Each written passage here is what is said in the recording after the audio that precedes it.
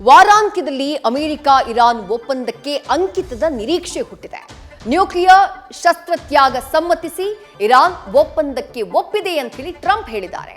ಆದರೆ ಇರಾನ್ ಮಾತ್ರ ರಿಜೆಕ್ಟ್ ಮಾಡಿದೆ. ಗಲ್ಫ್ ಯುದ್ಧ ನಿಲ್ಲುತ್ತಾ? ತೈಲ ಬೆಲೆ ಇಳಿಕೆಯ ನಿರೀಕ್ಷೆಯಲ್ಲಿ ಭಾರತ ಇದೆ.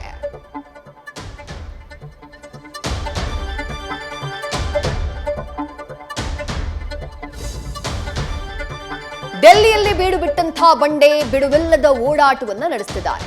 ಕೇಂದ್ರದೊಂದಿಗೆ ಸಂಘರ್ಷದ ಹಾದಿಯನ್ನ ಬಿಟ್ಟು ಸಹಕಾರಕ್ಕೆ ಒತ್ತು ಕೊಟ್ಟ ಡಿಕೆಶಿ ಮೋದಿ ಭೇಟಿ ಮಾಡಿ 18 ಬೇಡಿಕೆಯನ್ನ ಮುಂದಿಟ್ಟಿದ್ದಾರೆ. ಇನ್ನು ನೀತಿ ಆಯೋಗದ ಸಭೆಯಲ್ಲಿ ನಿನ್ನೆ ಎಚ್ಡಿಕೆ ಡಿಕೆಶಿ ಮುಖಾಮುಖಿಯಾದ್ರೂ ಮಾತಿಲ್ಲ, ಕಥೆಯಿಲ್ಲ.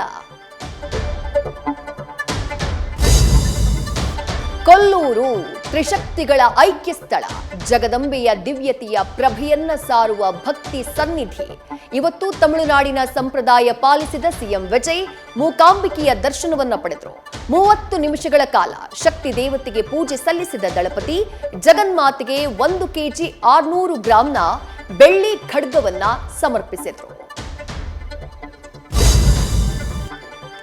ಧರ್ಮಸ್ಥಳ ವಿರುದ್ಧ ಷಡ್ಯಂತ್ರ ಖುದ್ದು ಚಿನ್ನಯ್ಯನಿಂದ ಬಹಿರಂಗ ಆಗಿದೆ. ಕೋರ್ಟ್ಗೆ ಸಲ್ಲಿಸಿದಂತಹ ಅರ್ಜಿಯಲ್ಲಿ ಬುರುಡೆ ರಹಸ್ಯ ಸ್ಫೋಟ ಆಗಿದೆ. ಬುರುಡೆ ಸಂಚಿನ ಸುತ್ತ ಪ್ರಕಾಶ್ ರಾಜ್ ಎಂಬ ಹೆಸರು ತಳುಕು ಹಾಕಲಾಗಿದೆ. ಆದರೆ ನಟ ಪ್ರಕಾಶ್ ರಾಜ್ ಮಾತ್ರ ರಾಜ್ಯಕ್ಕೆ ಬಂದು ಸ್ಪಷ್ಟೀಕರಣವನ್ನ ಕೊಡ್ತೀನಿ ಎಂದಿದ್ದಾರೆ. ಕಾಡುಗೋಡಿಯಲ್ಲಿ ತಾಯಿ ಪ್ರಿಯಕರನಿಂದ ಮಗು ಹತ್ಯೆ ಪ್ರಕರಣಕ್ಕೆ ಹೊಸ ಟ್ವಿಸ್ಟ್ ಸಿಕ್ಕಿದೆ. ಬೆಳಗ್ಗೆ ಮಗುವಿನ ಮೇಲೆ ಮಮತೆ, ಸಂಜೆ ಮರುದಿನ ಮಗುವಿನ ಮೇಲೆ ಕ್ರೂರತ್ವ. ಮಗು ಸತ್ತ ಮೇಲೆ ಶವಕ್ಕೆ ಸ್ನಾನ ಮಾಡಿಸಿದ್ದಂತೆ. ಈ ಬಗ್ಗೆ ತನಿಖೆ ಚುರುಕುಗೊಂಡಿದ್ದು ಪ್ರಿಯಕರನಿಗೆ ಹಂತಕನ ಪಟ್ಟವನ್ನ ಕಟ್ಟಿದ್ದಾಳೆ.